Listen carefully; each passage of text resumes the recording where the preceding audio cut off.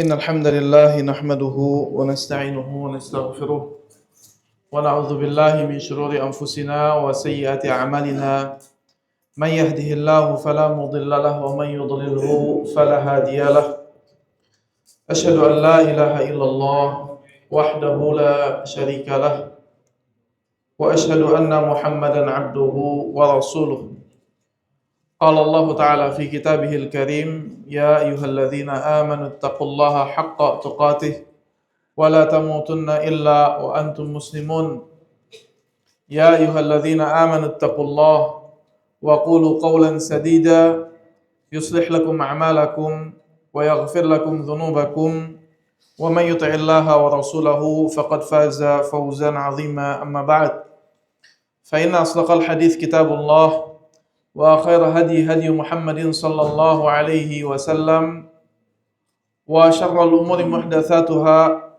فإن كل محدثة في الدين بدعة وكل بدعة ضلالة وكل ضلالة في النار أما بعد. Para jamaah yang dirahmati oleh Allah Subhanahu wa taala, bagaimana kabarnya, sehat semua? Alhamdulillah. Alhamdulillah, kita bersyukur kepada Allah Subhanahu wa taala atas segala limpahan nikmat Allah Subhanahu wa taala kepada kita semua. Salawat dan salam juga semoga tercurah kepada Rasulullah sallallahu alaihi wasallam, sebaik-baiknya makhluk yang Allah Subhanahu wa taala utus kepada kita semua.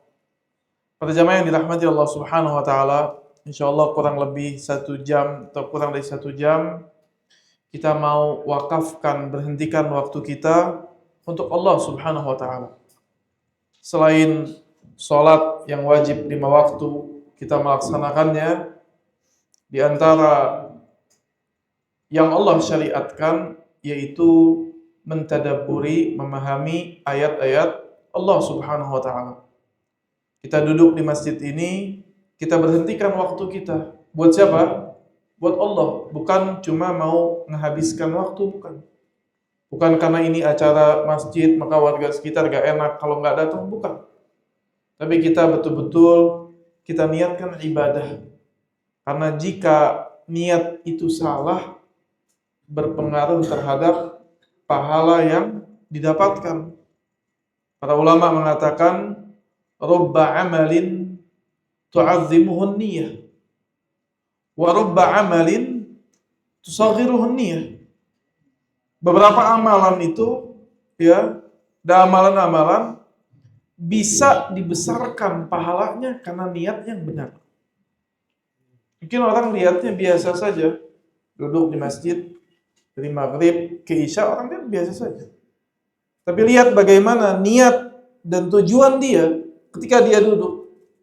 Dia berhentikan waktunya buat Allah. Kalau tadi sisa waktunya, selain sholat 5 waktunya dia untuk dunianya dia, baik itu yang halal dan na'udzubillah dari yang haram, ini kurang lebih hampir 1 jam, setengah jam ke depan, dia berhentikan lillah, buat Allah Subhanahu wa ta'ala.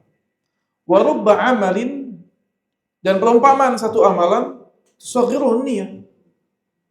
Kadang amalannya besar, infak sana kemari, sedekah, tapi karena niatnya yang salah, kecil. Lihat sahabat Rasulullah SAW yang dapat jaminan surga dari Allah cuma karena dia memahami salah satu dari surat yang Allah turunkan. Kata Aisyah radhiyallahu taala anha, Rasulullah SAW pernah mengutus sariyah. Sariyah itu pasukan rombongan yang nabinya enggak ikut. Kemudian dijadikan salah seorang sahabat menjadi pemimpin di rombongan itu. Maka yang menjadi pemimpin itu dia yang menjadi imam dalam salat selama safar. Subhanallah. Di waktu safar ada hal yang sahabat lain perhatikan yang gak umum, gak jamak. Kenapa? Setiap kali sholat, selesai dia baca surat yang lain, tentu selesai Al-Fatihah, dia tutup dengan surat Qul huwallahu ahad, Al-Ikhlas. Karena Nabi jadikan dia pemimpin, sahabat yang lain apa? Ikut.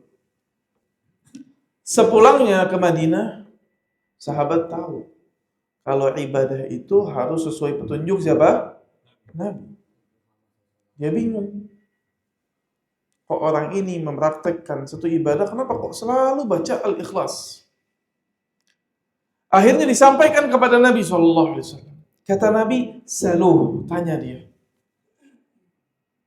Tanya dia, kenapa dia melakukan hal itu? Maka ditanya pada orang ini, kenapa dia lakukan hal itu? Dia bilang, saya suka baca surat Al-Ikhlas, yaitu surat As-Samad, Qul huwallahu ahad, karena surat itu full berbicara masalah sifat Ar-Rahman. Dia disebut surat Al-Ikhlas kenapa?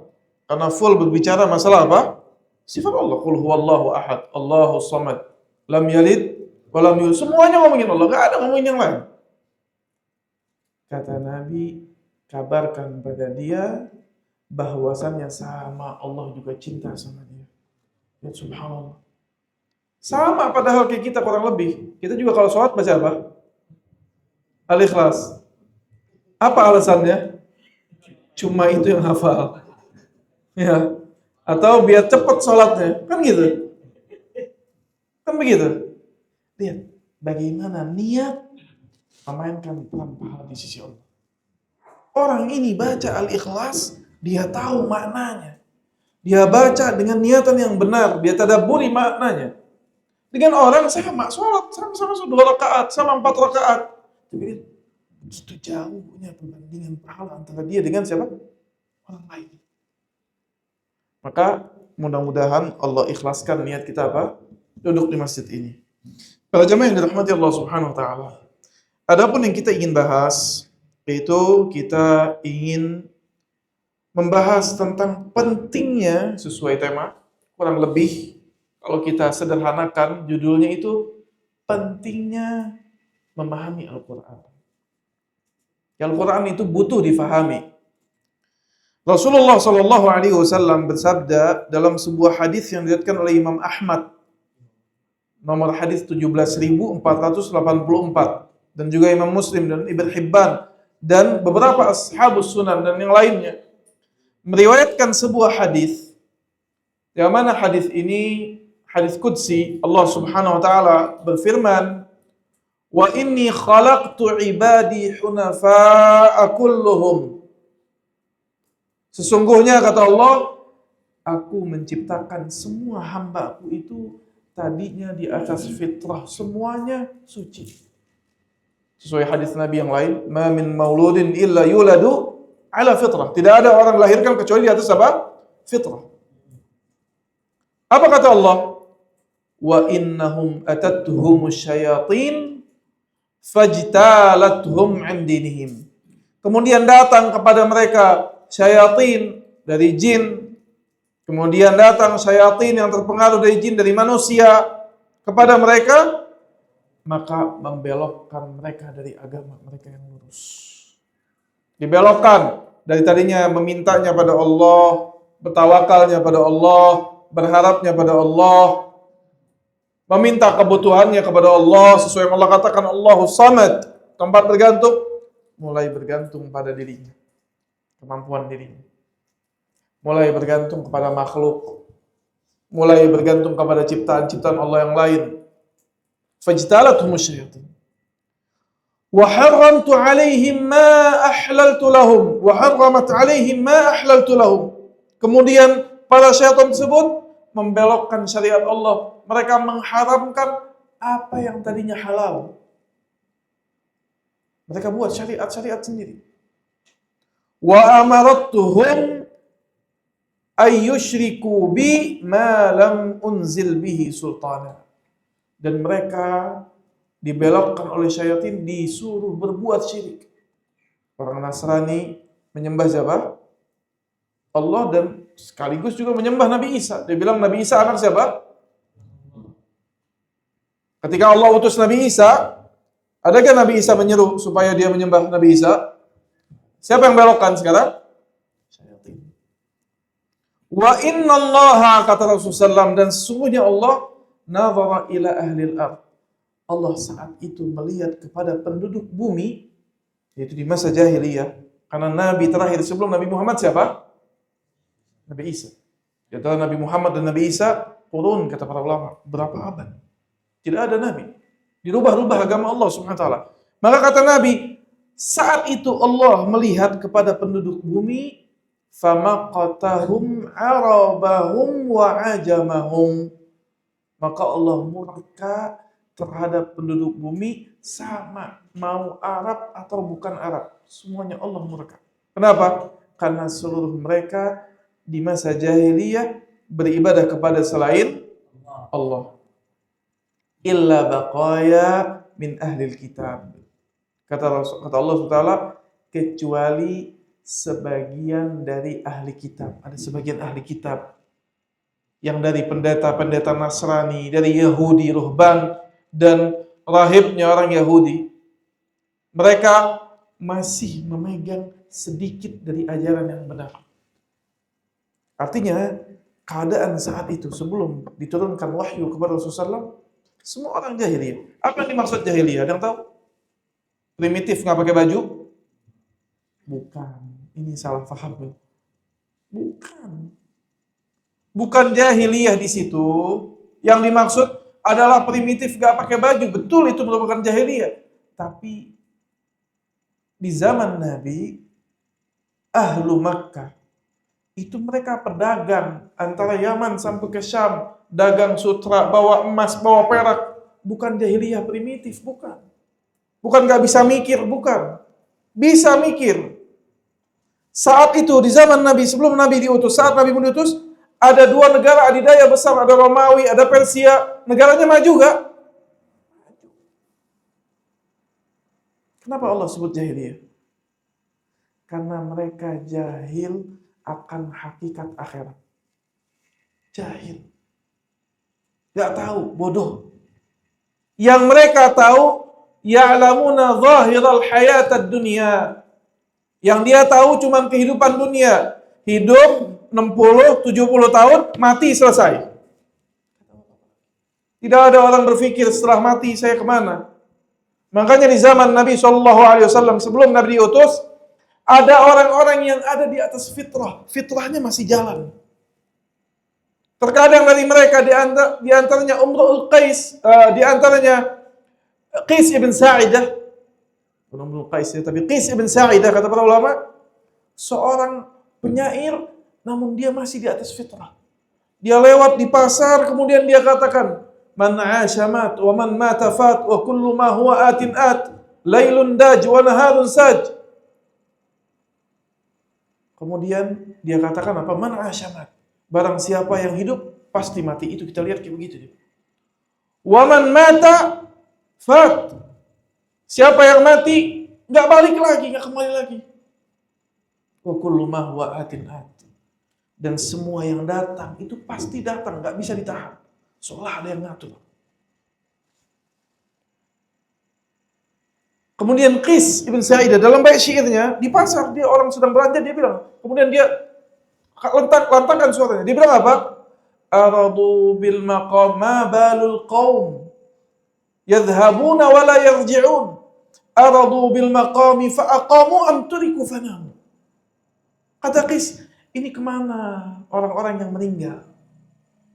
Apakah mereka senang dipendam di tanah sampai nggak balik lagi? Kita lihat ada kakek-kakek kita, ada nenek kita dulu duduk sama kita bareng. Subhanallah, datang maut, meninggal gak? Meninggal. Kata Qais, kemana orang ini?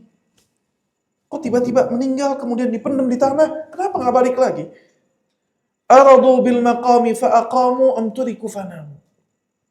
Apakah mereka memang suka dipendam di dalam tanah, atau jangan-jangan mereka tertinggal sampai nggak bangun lagi? Qais bin Sa'idah berpikir, ini pasti ada perkara setelah kematian.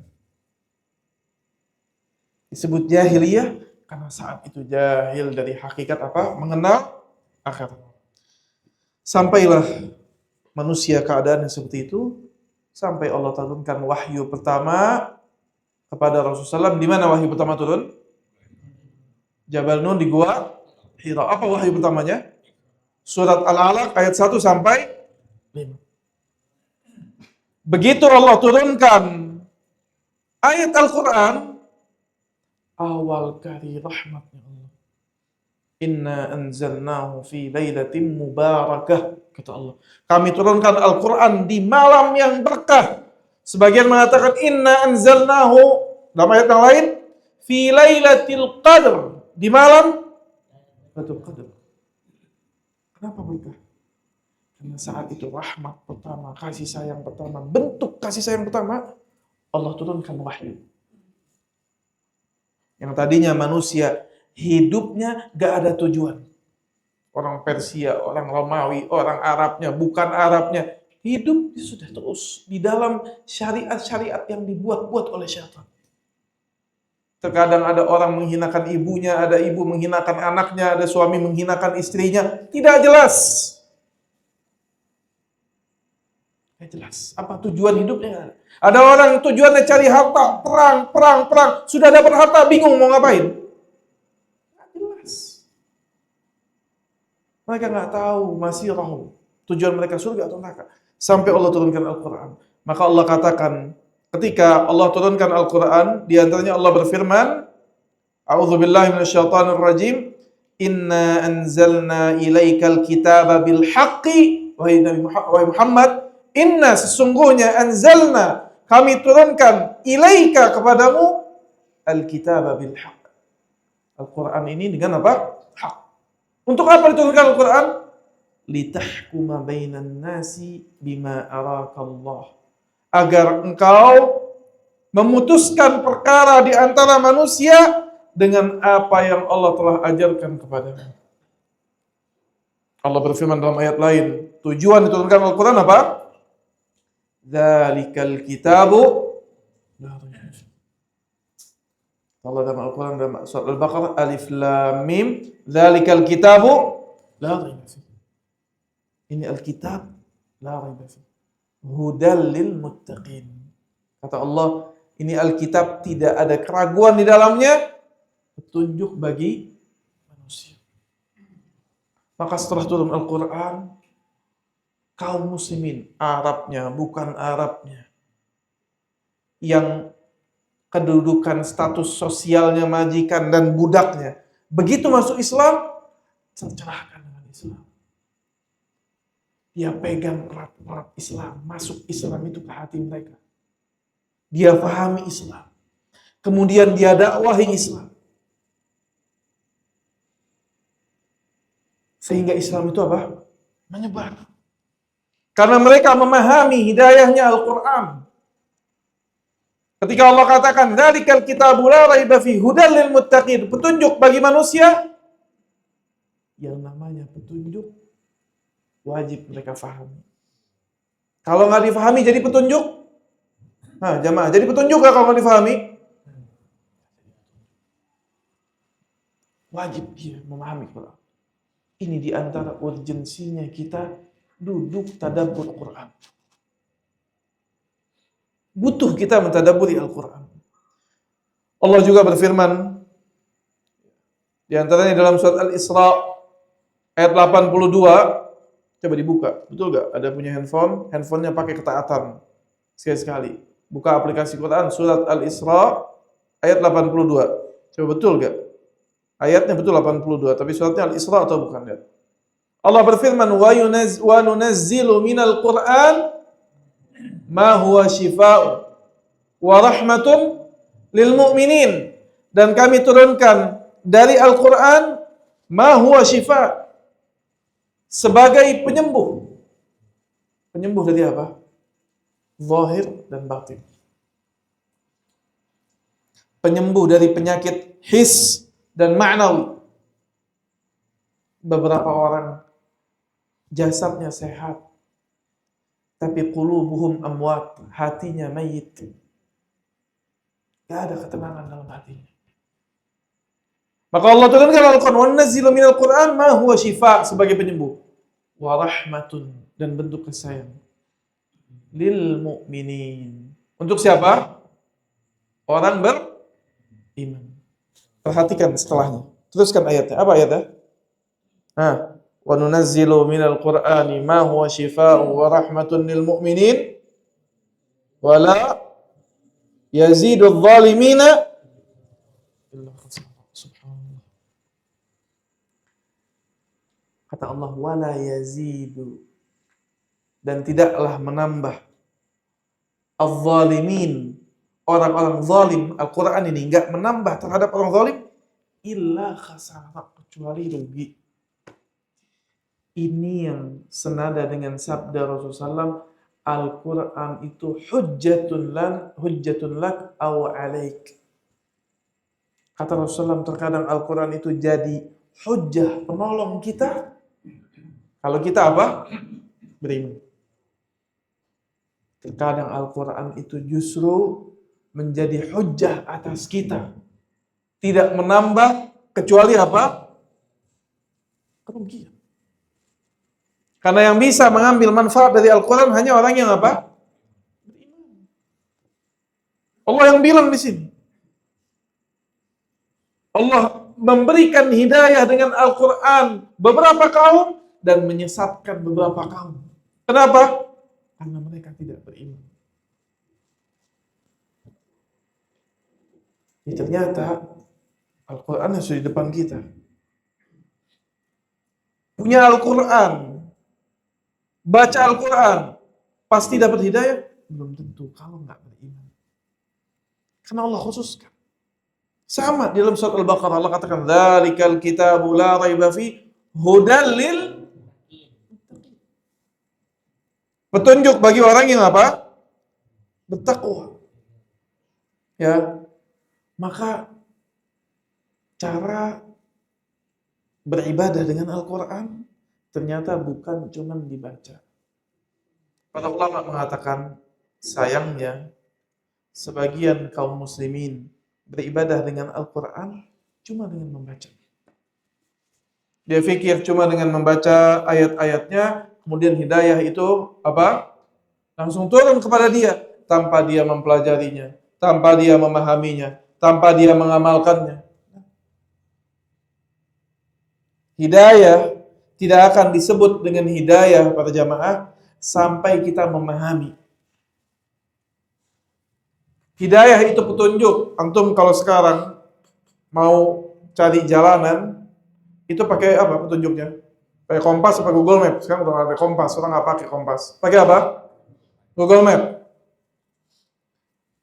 Kalau buka Google Map-nya nggak bisa dapat petunjuk nggak?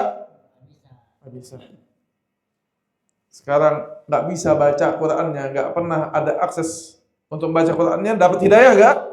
Nggak dapat. Sudah bisa buka, tapi nggak paham dan nggak mengikutinya. Dapat petunjuk nggak? Kata Google Map-nya maju ke depan, dia mundur ke belakang. Dia bilang belok kiri, dia belok kanan. Kira-kira dapat petunjuk nggak?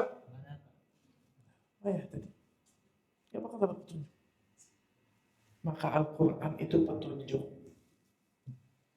Petunjuk itu bukan cuma dibaca. Sebagian orang mengamalkan ibadah Quran cuma dibaca, dia nggak paham apa yang dia baca. Padahal di antara syarat bisa menjawab pertanyaan ketika ditanyakan oleh malaikat di dalam kubur, apa syaratnya? Siapa yang tahu? Berapa pertanyaan yang ditanyakan malaikat? Nah, pada jamaah berapa? 3 atau 5? Seorang jika meninggal dunia, betul?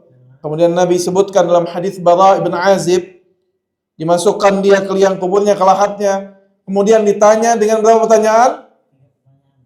3, apa saja? Man rabbuka, terus? Wa madinuka, terus? Gak apa-apa jawab, anak gak gigit. Jawab apa-apa. Hah? Man rabbuka, terus apa? Man nabiyuka, terus? 3 pertanyaan itu kalau buat orang kafir atau fasik. Begitu dia nggak bisa jawab, diazab. Tapi saat orang mukmin ditanya 3 pertanyaan, ada pertanyaan keempat. Baca coba riwayatnya panjang. Apa pertanyaan keempatnya? Disebutkan, kata Nabi SAW, kita baca potongan dari hadisnya. Hadis Bara ibn Azib dikeluarkan oleh Abu Dawud nomor 4754 dan Imam Nasai nomor 2001 dan Imam Ahmad juga mengeluarkan hadis ini, meriwayatkan hadis ini Apa kata Nabi dalam potongan hadisnya? Fayatihi malakan. Karena hadisnya panjang. Bapak itu lagi cerita, kita dulu lagi nguburin sahabat di Baqi. Baqi itu di Madinah, perkuburan ahli Madinah. Kemudian Nabi datang. Kemudian Nabi ceritakan proses dicabutnya nyawa. Sampai ruhnya diangkat ke langit. Kemudian dibalikkan. Begitu dikembalikan masuk ke dalam kuburnya, kata Rasulullah apa? Fayatihi malakan. Maka datang 2 malaikat. Fayujlisani. Kemudian dia didudukkan. Fayaqulani lahu. Maka dikatakan kepadanya, Marabbuk. Siapa? Penciptamu, Rabbmu. Fayaqulu Rabbi Allah. Maka dia bisa jawab, karena ini orang yang beriman. Rabbku adalah Allah. Fayaqulani lahu ma dinuk. Kemudian ditanyakan kepada dia, apa agama kamu? Maka dia katakan apa? Diniyal Islam, agamaku Islam. Fayaqulani lahu ma hadzal rajul alladzi bu'itsa fikum. Siapa ini yang diutus kepada kalian? Siapa orang yang diutus kepada kalian? Maka ia mengatakan huwa Rasulullah. Dia Rasulullah. Sampai di situ selesai? Enggak, lanjutkan. Begitu bisa jawab, masih berlanjut hadisnya. Apa kata Nabi? Fayaqulani lahu ma ilmuk. Dari mana kau dapat ilmunya? Jawabannya. Ini yang orang jarang teruskan potongan hadisnya. Ma ilmuk. Kenapa kau bisa jawab kata 2 malaikat tadi? Maka kata Rasulullah SAW, dia menjawab, qara'tu kitab Allah. Aku baca kitab Allah. Fa'amantu bihi. Kemudian aku beriman. Diimani. Dibaca. Kemudian diimani. Diimani itu caranya gimana? Faham. Dipelajari, faham kitab Allah. Fa'amantu bihi. Cukup sampai situ? Wasaddaqtu. Kemudian aku benarkan. Dengan apa dibenarkan? Dengan keyakinannya, dengan lisannya, dengan amalannya. Dia praktekkan itu yang ada di Al-Quran. Baru dia bisa jawab. Jadi sekarang dihafalin sampai berbusa, tapi nggak pernah menjalankan ayat-ayat Allah, nggak sholat, nggak mau pelajari syariat. Bisa jawab nggak?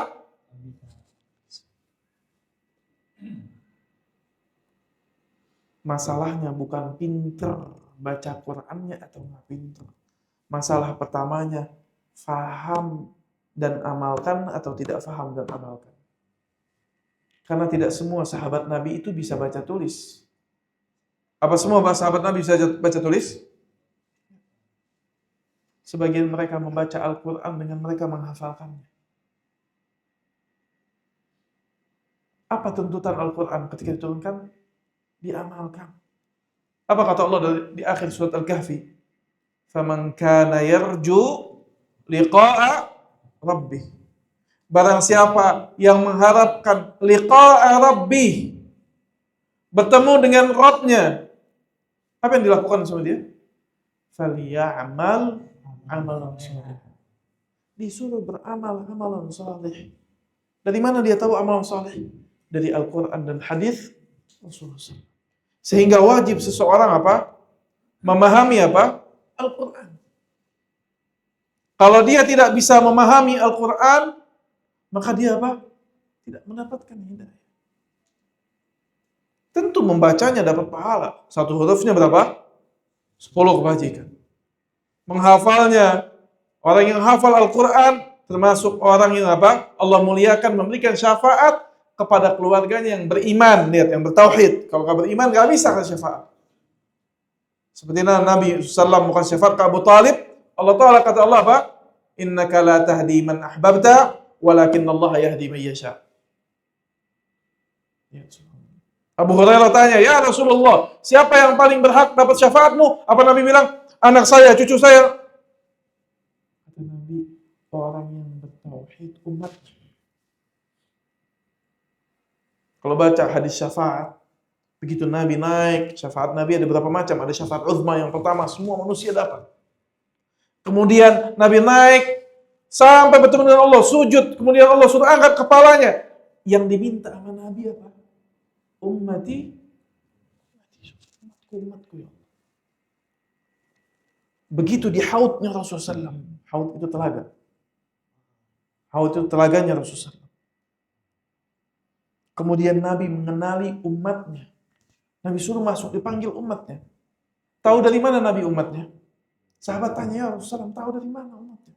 Kata Rasulullah, dibangkitkan umatku ghurran muhajjalina min atharil wudu.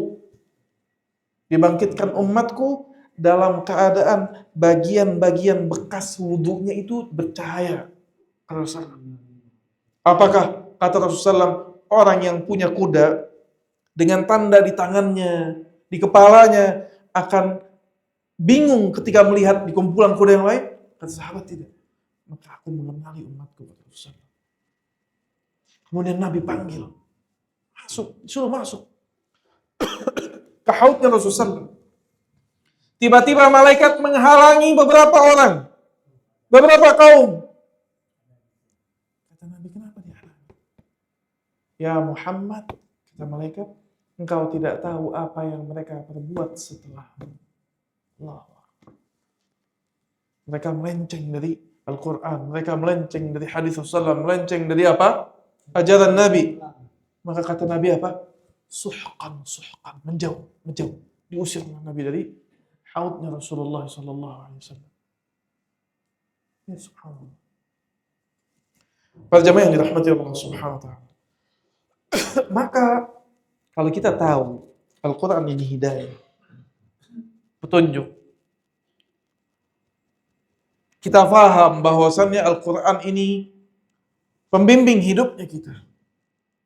Dan kita tadi sampai poin tahu, nggak cukup cuma pinter bacanya. Kenapa nggak cukup? Karena dalam hadis Rasulullah SAW katakan, di antara 3 golongan yang Allah pertama kali jadikan bahan bakar api neraka, siapa? Orang yang pintar baca Al-Quran. Kok bisa pintar baca Al-Quran masuk ke dalam neraka? Tidak dia baca kecuali dia ingin dikatakan oleh manusia, saya pintar baca Quran. Ya subhanallah. Dijadikan pertama kali bahan bakar api neraka oleh Allah. Ternyata orang yang bisa beribadah dengan Quran, orang yang mempelajari dan mengamalkan. Penting. Maka bagaimana cara kita mempelajari Al-Quran? Gimana caranya? Kita ketemu Nabi? Bagaimana caranya? Para ulama menjelaskan, la budda an na'rif. Kita harus tahu, ya, bahwasannya ayat Al-Quran ini turun kepada Rasulullah SAW dengan lisan Arab, dengan bahasa Arab, dan turun di hadapan sahabat-sahabat apa? Rasulullah SAW. Sehingga sahabat-sahabat Nabi SAW mereka adalah orang yang lisannya paling fasih dalam bahasa Arab. Siapa orang paling fasih dalam bahasa Arab lisannya? Kita apa sahabat Nabi? Sahabat Nabi.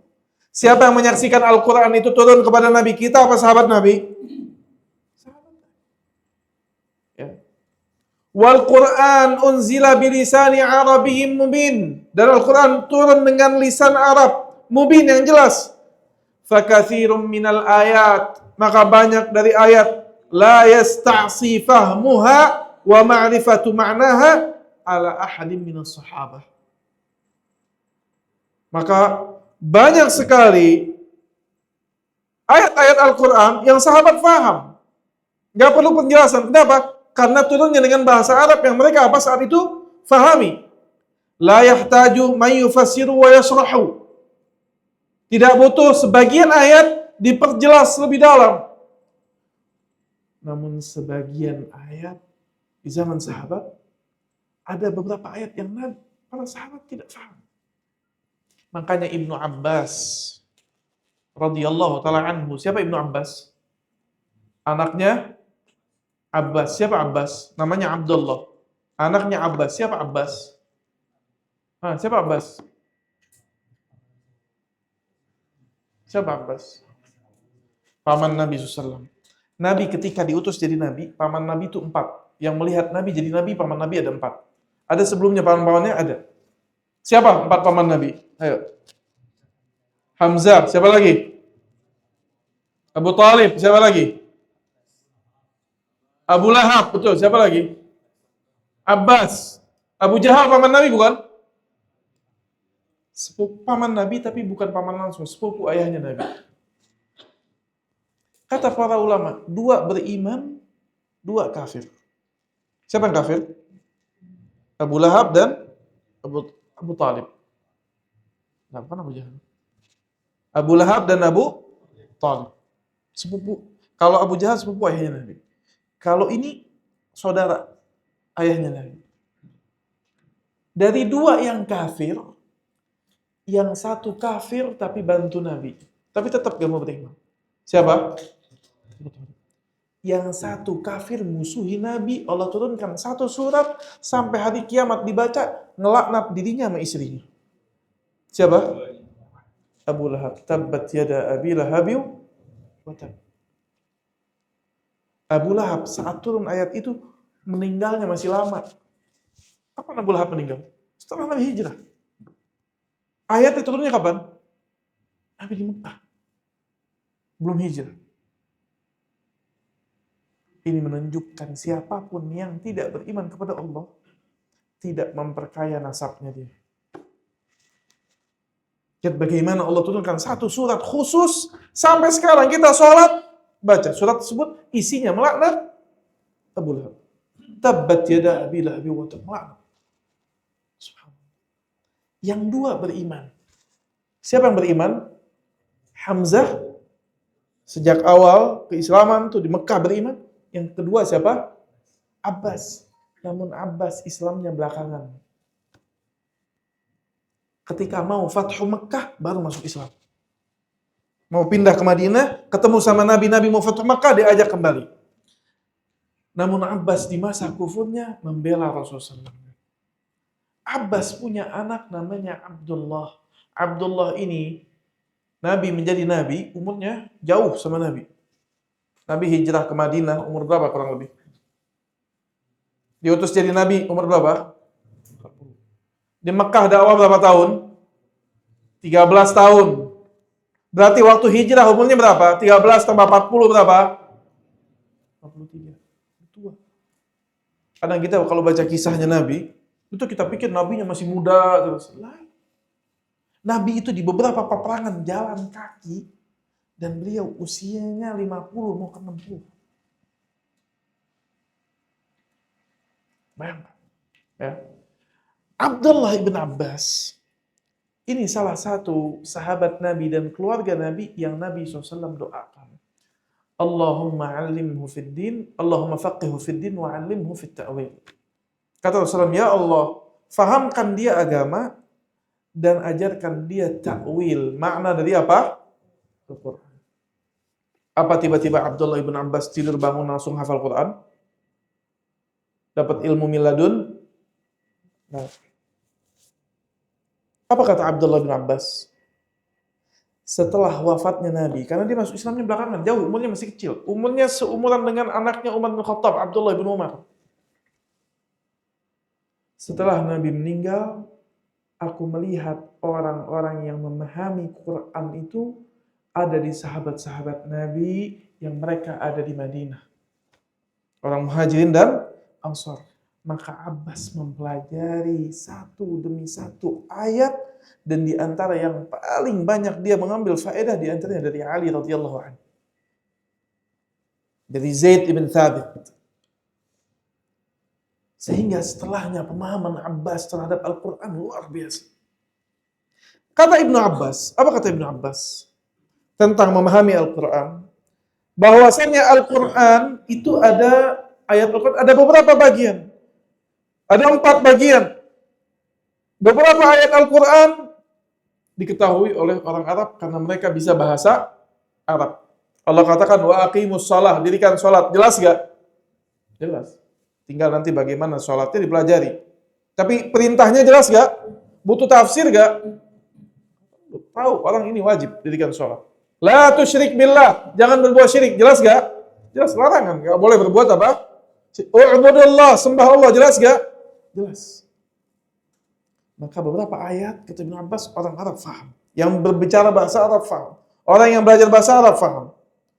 Wa tafsirun la yu'dzar ahadun bijahalatihi. Dan beberapa tafsir, ya, yang orang-orang tidak diberikan uzur terhadap kebodohannya. Dan tafsir beberapa ayat hanya diketahui oleh para ulama. Siapa itu ulama? Orang-orang yang mempelajari ayat Al-Quran. Sehingga dalam belajar Al-Quran, berkata Ibnu Mas'ud, di antara ulamanya sahabat dalam tafsir Quran, ia katakan, kunna nata'allam 10 ayat minal Quran. Dahulu kami belajar 10 ayat dari Al-Quran. La natajawazuhunna. Kami tidak buru-buru pindah ke ayat selanjutnya. Sampai kami faham maknanya dan kami amalkan apa? Isinya. Sebagian para tabi'in mengatakan, kami belajar Al-Quran, fahamkan maknanya berbarengan dengan mengamalkannya. Ini cara belajar Al-Quran yang benar. Jadi bukan cuma dibaca. Saya mau tanya, tapi jujur, siapa yang selama hidupnya sekarang nih, sama muslim, jadi muslim, baca tafsir Al-Fatihah lengkap dari awal ayat sampai akhir ayat. Tafsir, bukan artinya. Siapa yang pernah? Angkat tangan. Gak ada yang pernah? Tafsir Al-Fatihah. Kalau Al-Fatihah hafal semuanya. Hafal gak? Apa ada yang hafal? Hafal ya. Artinya tahu. Tafsirnya tahu gak? Apa bedanya Ar-Rahman dan Ar-Rahim? Apa bedanya? Bayangkan 17 kali sehari kita baca. Berapa kali? Yang wajib berapa kali? 17 kali kita baca sehari hafal. Kalau dibangunin tidur, hafalan kita terhadap Al-Fatihah kayak periwayat hadis. Coba baca Al-Fatihah langsung lancar. Pernah gak duduk luangin waktu baca tafsirnya? Banyak tafsir Ahlus Sunnah jemaah. Tafsir Ibnu Katsir.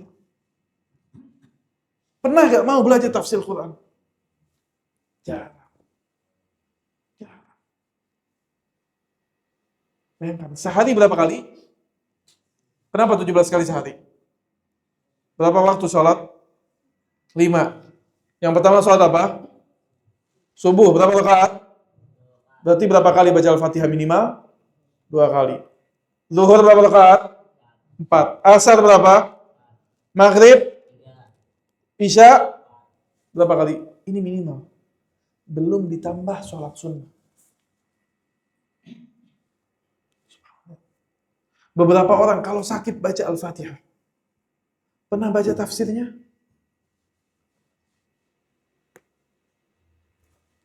Bagaimana kita mau tadabbur, nangis ketika sholat, membaca Al-Quran, kita nggak paham artinya. Kita nggak paham artinya. Kalau ada orang, ini sebentar kertas misalnya, saya mau tanya, jawab ya, jangan nggak dijawab. Kalau nggak jawab, anda pulang. Jawab, anda mau tanya, tolong dijawab. Lihat, kalau ada orang, selama 10 tahun, 1 tahun berapa hari? 365 hari. Kalau 10 tahun berapa hari? 3050 hari. Kalau ada orang, seorang bapak, setiap sebelum makan dia berdiri. Atau habis makan sarapan, sebelum berangkat kerja dia berdiri. Dia baca selembar kertas. Anaknya liatin. Ditaruh, terus baru dia jalan. Selama 10 tahun. 10 tahun, tiap pagi nggak pernah lewat. Setelah 10 tahun, berapa kali berarti dia baca? 3.650 kali. Setelah 10 tahun, anaknya tanya, Pak, itu yang dibaca apa maksudnya? Bapaknya bilang apa? Nggak tahu. Pokoknya baca aja tiap hari. Aneh nggak? Aneh nggak? Aneh siapa sama kita? Sehari 17 kali. 17 kali baca Al-Fatihah, tidak pernah tergerak hatinya mau tahu tafsirnya apa sih yang baca. Pernah baca tafsir Al-Falaq An-Nas? Kesana kemari pengajian, nanya Ustaz doa supaya nggak was-was apa Ustaz? Ustaz doa supaya dapat perlindungan apa Ustaz? Tiap hari baca Al-Falaq An-Nas. Dia nggak tahu kalau isinya Al-Falaq dan An-Nas muawwidhatan. Dua surat yang isinya doa minta perlindungan. Kata Aisyah, dulu Nabi sebelum turun surat Al-Falaq dan An-Nas, itu doa sama Allah, wirid sama Allah, minta ini, dijaga dari ini, dijaga dari itu. Begitu datang atau diturunkan surat Al-Falaq An-Nas, Nabi mencukupkan diri dengan membacanya. Saking luar biasanya maknanya.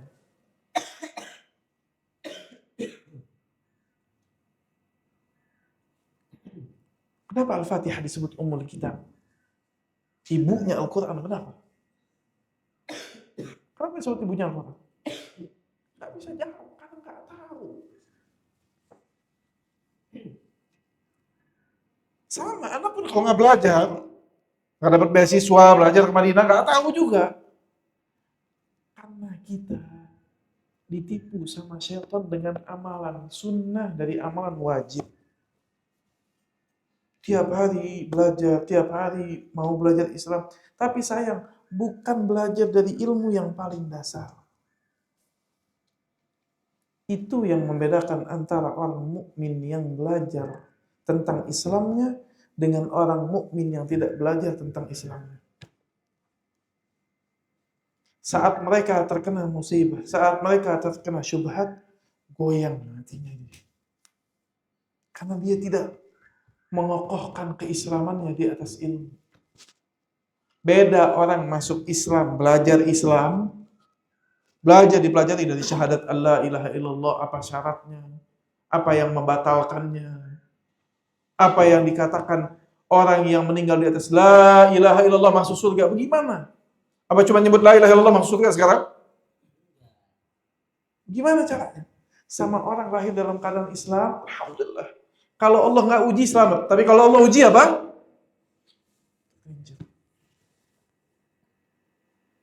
Maka para jamaah yang dirahmati Allah Subhanahu wa taala, perlu kita belajar apa? Al-Qur'an. Ya. Berapa menit lagi nih? Udah datang? 1 menit lagi ya. Pas. Silakan azan terlebih dahulu. Baik, terakhir para jamaah, kalau kita sudah tahu penting belajar makna-makna Al-Quran, tafsir-tafsir Al-Quran, maka bagaimana kita menempuhnya sekarang? Alhamdulillah kita sudah di zaman yang berbeda dengan zaman para ulama dahulu. Sekarang subhanallah kitab-kitab para ulama ahlu sunnah banyak. Dahulu para ulama untuk mempelajari ayat Al-Quran itu butuh perjuangan yang luar biasa. Walaupun Allah mudahkan. Berkata Mujahid Ibn Jabr ini orang yang bertemu dengan Ibnu Abbas, dia belajar Al-Quran. Apa kata Mujahid? Aradtul Quran. Aku paparkan Al-Quran di depan Ibnu Abbas selama aku hidup, dari awal ayatnya Al-Fatihah sampai akhir ayatnya An-Nas. 3 kali aku berhenti di setiap ayat, aku tanya tentang mana ayatnya. Bukan cuma dihafal, ditanya mana ayatnya. Tentu dalam memahami metode Al-Quran, tafsir Al-Quran, kita bukan mufassir, tapi para ulama ahlu sunnah sudah memberikan qawaid. Apa kaidah ahlu sunnah jamaah? Ayat ditafsirkan dengan ayat. Ayat ditafsirkan dengan hadis. Ayat, jika kita tidak bertemu dengan hadis, ayat ditafsirkan dengan perkataan para sahabat yang melihat Al-Quran itu apa? Turun. Barulah ayat difahami secara makna lughawinya. Difahami itu ayat. Ini cara metode Ahlus Sunnah. Bukan memahami tafsir ayat dengan ra'yu, dengan pendapat. Cuma pendapat dia. Apa tafsir yang ma'ruf, tafsir Ahlus Sunnah wal Jamaah? Tafsir Ibnu Katsir, mudah gitu. Diakses seluruh dunia, orang tahu. Ada gak di tafsir Ibnu Katsir, Bismillahirrahmanirrahim, tiba-tiba Ibnu Katsir bilang, menurut saya Bismillahirrahmanirrahim ini, itu dan ini. Begitu gak? Gak mungkin. Pasti para ulama Ahlus Sunnah ketika menafsirkan Quran, menjelaskan Quran, dia bilang Bismillahirrahmanirrahim, bagaimana sebab nuzulnya, bagaimana sebab turunnya, kejadian turunnya. Dibawakan riwayat dari Rasulullah SAW bagaimana turunnya. Dibawakan penjelasan para sahabat, dibawakan penjelasan para ulama. Baru jika ada masalah yang mereka berbeda pendapat, dia berkatakan saya condong kepada pendapat ini dan pendapat itu. Sehingga Al-Quran ditafsirkan dengan ayat Al-Quran. Sehingga di zaman sekarang kita mudah. Kita baca tafsir yang para ulama sudah tuliskan. Pilih di antara para ulama, yaitu ulama Ahlus Sunnah wal Jamaah. Bukan orang yang menafsirkan Quran dengan apa? Ar-Ra'i. Cuma dengan pendapatnya dia. Wallahu ta'ala a'lam bishawab. Ini yang saya bisa sampaikan. Silakan ada pertanyaan. Oh, boleh, silakan. Waalaikumsalam warahmatullahi wabarakatuh. Di dalam surat Al-Waqi'ah di ayat 9 itu Ya. ada golongan kiri. Ashabus Shimal, ya. Coba. Sama itu. Ya. Itu yang dimaksud dengan golongan kiri itu siapa tadi? Baik. Ketika hari kiamat, ya, dan rata-rata ayat-ayat Makkiyah, kalau kita belajar tafsir, bukan belajar menafsirkan ya, beda menafsirkan ini butuh pengetahuan yang luar biasa. Tapi ketika kita melihat tafsir dari para ulama menggolongkan ayat itu ada ayat-ayat Makkiyah, ada ayat-ayat apa? Madaniyah. Apa fungsinya? Supaya kita tahu bagaimana keadaan ayat itu ketika turun, supaya kita bisa pahami maknanya. Paham ya? Rata-rata tadi yang disebutkan ini ayat-ayat Makkiyah. Rata-rata ayat-ayat Makkiyah, juz amma ke bawah atau juz 29, sifatnya menceritakan tentang iman terhadap Allah dan hari akhirat. Al-Qari'atu mal Qari'ah. Surat Al-Ma'un, surat Al-Alaq. Semua surat Makkiyah dan ayat Makkiyah tidak ada yang berbicara masalah hukum fikih. Karena hukum fikih itu datang setelah Nabi apa? Hijrah. Tadi yang ditanyakan, Allah Subhanahu wa Ta'ala di dalam ayat Al-Quran terkadang menjelaskan di ayat ini, di surat ini secara mujmal. Mujmal itu secara umum. Terkadang menjelaskan di ayat ini secara apa? Terperinci. Ketika kita lihat beberapa ayat ya, para ulama mengatakan Allah mengabarkan kisah bagaimana terjadinya proses hisab. Di antaranya untuk mengetahui ini adalah ayat yang mirip dengan ini dalam surat Al-Haqqah. Kata Allah apa? فَأَمَّا مَنْ أُوتِيَ كِتَابَهُ بِيَمِينِهِ. Ternyata ketika Allah hisab manusia, ada orang yang diberikan kitabnya di tangan kanannya. Yamin. فَيَقُولُ هَا أُمُقْرَأُ كِتَابِيَ. Ini baca kitabku. Inni dhanantu anni mulaqin hisabiyah. Saya kira saya akan mendapatkan apa? Hisab. Berarti punya dosa gak? Punya, tapi Allah ampun. Makanya kata Nabi SAW, tidak ada orang masuk surga gara-gara amal solehnya doang, gak ada. Dia punya salah, punya dosa, tapi apa? Allah ampun. Di ayat lain, di dalam surat Al-Qari'ah, فَأَمَّا مَنْ ثَقُلَتْ مَوَازِينُهُ فَهُوَ فِي عِيشَةٍ رَاضِيَةٍ Maka barang siapa yang timbangan amalannya lebih banyak, lebih berat daripada amal buruknya, punya dosa gak? Punya. Fahuwa fi 'isyatin radiyah. Dia Allah ampuni di dalam kehidupan yang Allah ridhai. Wa amma man khaffat mawazin. Adapun orang yang ringan amalan-amalan baiknya, berarti lebih berat apa? Amalan buruknya. Fa ummuhu hawiyah. Maka tempat kembalinya neraka hawiyah, kata Allah. Dalam tadi surat Al-Haqqah kata Allah, wa amma man utiya kitabahu bisimali. Adapun yang diberikan kitabnya di tangan kirinya. Fayaqulu ya laitani lam uta kitabi. Dia bilang, seandainya saya nggak pernah dikasih kitab saya. Lebih baik saya nunggu di mahsyar, matahari didekatkan dalam keadaan tersiksa di mahsyar daripada mesti nerima kitab di tangan kiri saya masuk neraka. Berarti mereka ashabul masy'amah adalah orang yang kafir kepada Allah. Pertama. Yang kedua, mungkin bisa jadi mereka orang beriman namun fasik. Banyak dosa-dosanya dan tidak taubat dari dosa-dosa besar.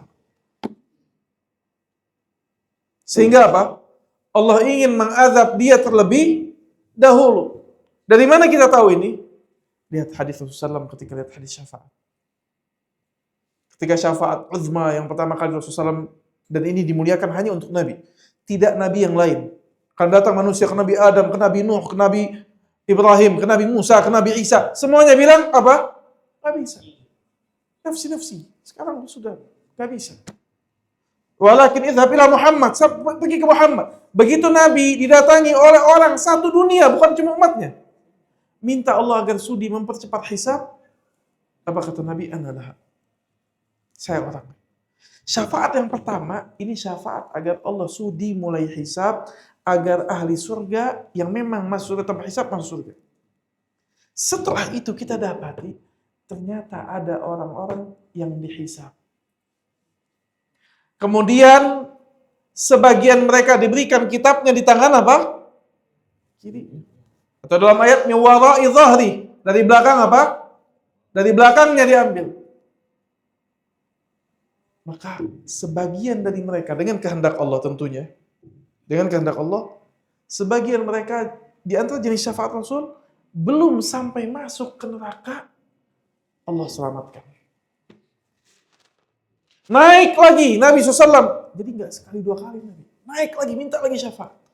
Kenapa? Ternyata dari umat Nabi ada orang yang dia tidak berbuat syirik, namun dosanya terlalu banyak. Meninggalkan kewajiban-kewajiban. Mungkin durhaka pada orang tuanya. Mungkin mudminul khamr, meninggal ketika minum khamr dan tidak tobat. Mungkin penzina, tapi dia mukmin. Dia nggak berbuat syirik. Akhirnya dikeluarkan oleh Allah orang yang punya sebesar gandum keimanan di hatinya. Beres? Belum beres. Naik lagi Nabi, minta lagi sama Allah. Masih ada umatnya yang neraka. Tersiksa gak ini? Tersiksa. Sampai kata Allah, keluarkan kepada mereka orang yang punya sebesar dzarrah di dalam hatinya. Setitik keimanan. Dikeluarkan malaikat. Selesai gak? Belum. Sampai dalam riwayat semua orang yang Allah muliakan dengan syafaat sudah kasih syafaat. Di antara hadis syafaat, bukan hanya Nabi yang memberikan syafaat, para malaikat memberikan syafaat. Penghafal Quran memberikan syafaat. Al-Quran bagi orang yang mengamalkannya tadi, memahami, mentadabburinya, mengamalkannya, datang syafi'an lahu yaumil qiyamah. Ahli surga, orang-orang beriman, saling kasih syafaat. Di antara riwayatnya, orang-orang beriman diperlihatkan saudara-saudara mereka di dalam neraka sudah terbakar sampai lutut-lutut mereka. Namun wajahnya mereka kenali. Apa kata mereka? Ya Allah, dahulu mereka sholat bersama kami sholat. Mereka puasa bersama kami puasa. Berarti beriman gak? Beriman. Namun Allah menghendaki tidak diampuni dosa. Kemudian Allah keluarkan mereka dari apa? Neraka, dimasukkan surga. Sampai yang terakhir Allah keluarkan dengan izin Allah. Kata Allah, keluarkan bi'izzati wa jalali wa kibriyai, dalam riwayat dengan bi'izzati, ana lupa bijalali atau tidak, ada kalimat bijalali atau tidak, bi'izzati wa kibriyai. Ya, seingat saya begitu. Allah katakan dengan keperkasaanku dan kesombonganku, kata Allah apa? Keluarkan siapa yang ada la ilaha illallah dalam hatinya dari neraka. Sehingga kita tahu mungkin di antara mereka ada orang yang memiliki iman, namun banyak apa? Dosanya. Kalau gitu apa bedanya Ustaz? Orang meninggal kafir sama orang mukmin yang meninggal dalam keadaan dosa besar. Apa bedanya? Bedanya orang yang beriman, yang punya la ilaha illallah di hatinya, Allah jamin tidak akan kekal di neraka. Tidak akan kekal. Orang kafir tidak ada harapan. Allah katakan, innallaha la yaghfiru an yushraka bih wa yaghfiru ma duna dzalika liman yasha. Allah tidak akan mengampuni orang yang berbuat syirik, kata Ibnu Katsir, kalau dia belum taubat sebelum mati. Kalau taubat pasti apa? Diterima. Kalau tidak, semua sahabat Nabi dulu berbuat syirik sebagian besar. Wa yaghfiru ma duna dzalik. Allah ampuni yang selain berbuat syirik, tapi tergantung kehendak Allah. Insya'a ghafara. Kalau Allah mau, Allah ampuni, masuk surga tanpa apa? Mampir ke neraka. Kalau Allah gak mau, Allah azab. Ada gak contoh yang Allah ampuni? Ada. Itu pelacur yang kasih minum apa? Seekor anjing. Ternyata dia di antara orang yang Allah apa? Ampuni. Terserah kehendak Allah. Lihat.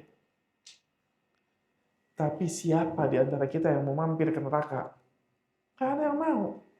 Satu harinya di neraka seperti 1000 tahun apa? Di dunia nggak ada mau. Maka kita berharap sama Allah apa? Agar Allah menyelamatkan kita dan masuk surga tanpa hisab wala adab. Sehingga yang masuk itu adalah orang kafir atau orang apa? Fasik. Ya, orang yang memiliki iman namun apa? Fasik. Yang Allah tidak ampuni beberapa kesalahan sehingga Allah azab terlebih dahulu.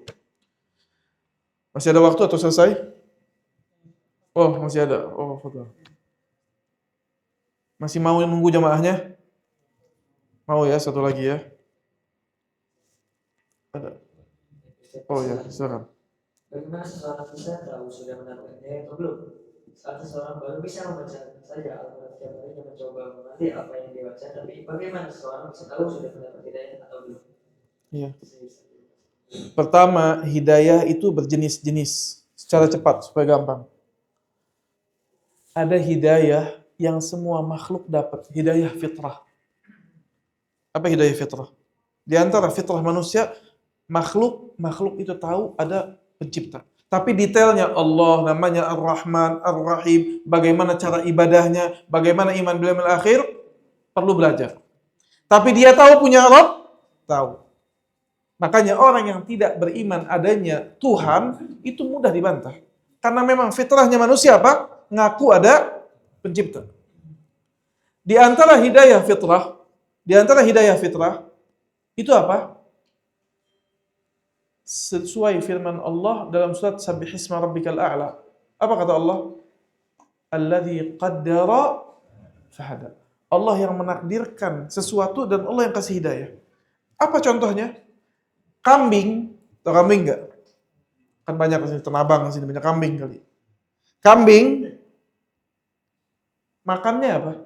Rumput apa daging? Perlu diajarin nggak begitu lahir ini makannya rumput, jangan makan daging? Perlu nggak? Itu hidayah fitrah. Secara fitrahnya dia tahu ini dia makanannya. Anak begitu lahir, fitrahnya dia tahu didekatkan kepada puting ibunya dia menyusu. Ini fitrah. Dan ini semua orang dapat. Semua makhluk dapat. Fitrahnya alam semesta ini berjalan. Kafir atau mukmin berjalan fitrahnya. Yang kedua, hidayah irsyad, petunjuk. Ketika manusia ditipu oleh syaitan, jauh dari agama, banyak bermaksiat, lupa dia terhadap fitrahnya, tertutup hatinya, gelap hatinya. Allah turunkan irsyad. Allah kirimkan Al-Quran tadi yang kita bilangin. Dikirimkan kepada Nabi. Wadduha wal laili idza saja ma wadda'aka rabbuka wa ma qala wal akhiratu khairun laka minal ula wa la sawfa yu'tika rabbuka fatarda alam yajidka yatiman fa'awa wa wajadaka dhalan fahada, kata Allah. Dan kami mendapatkan engkau sebelumnya dhal itu apa sesat Nabi menyembah yang lain? Bukan. Kamu enggak tahu rincian syariat.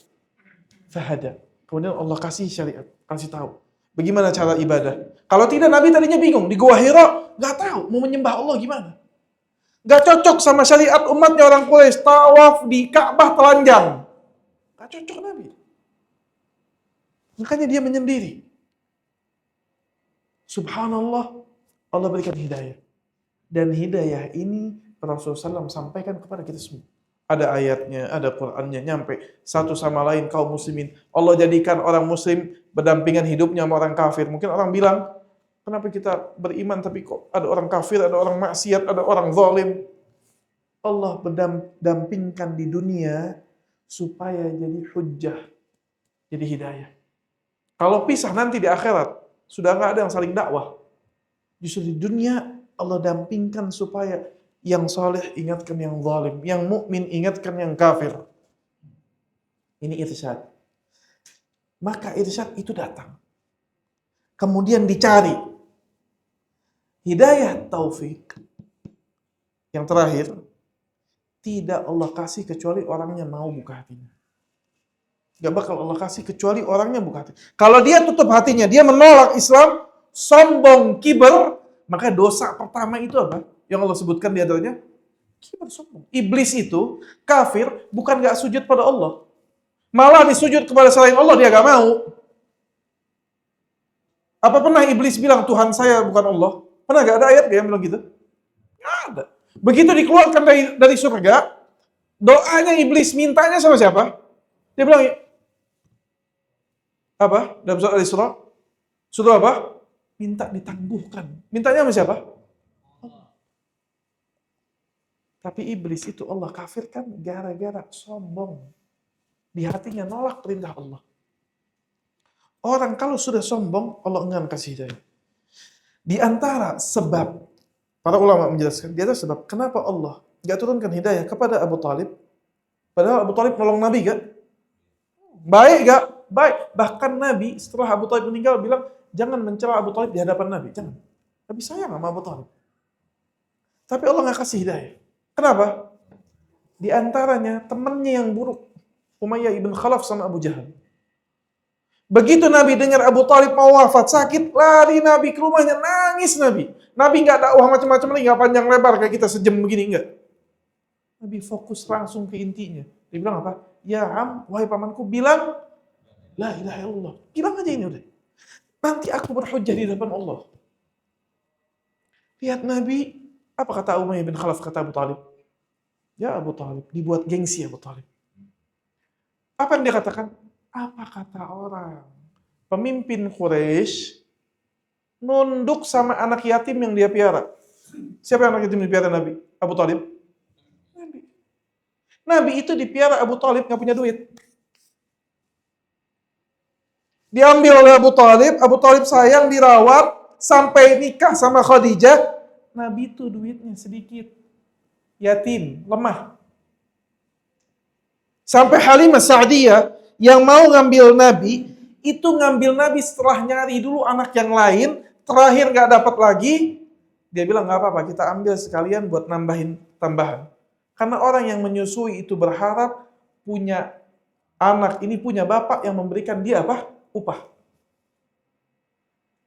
Kata Abu Jahal, masa mau nunduk sama anak yatim yang dia piara? Gengsi lagi Abu Talib. Gak mau, malu dia. Sampai terakhir subhanallah Allah wafatkan, gak beriman.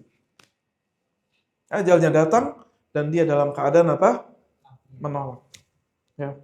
Wallahu a'lam, itu cukup menurut saya. Cukup ya, akhirnya kita nanti terus sampai malam. Habis-habis tanya. Baik, kita tutup dengan doa kafatul majlis.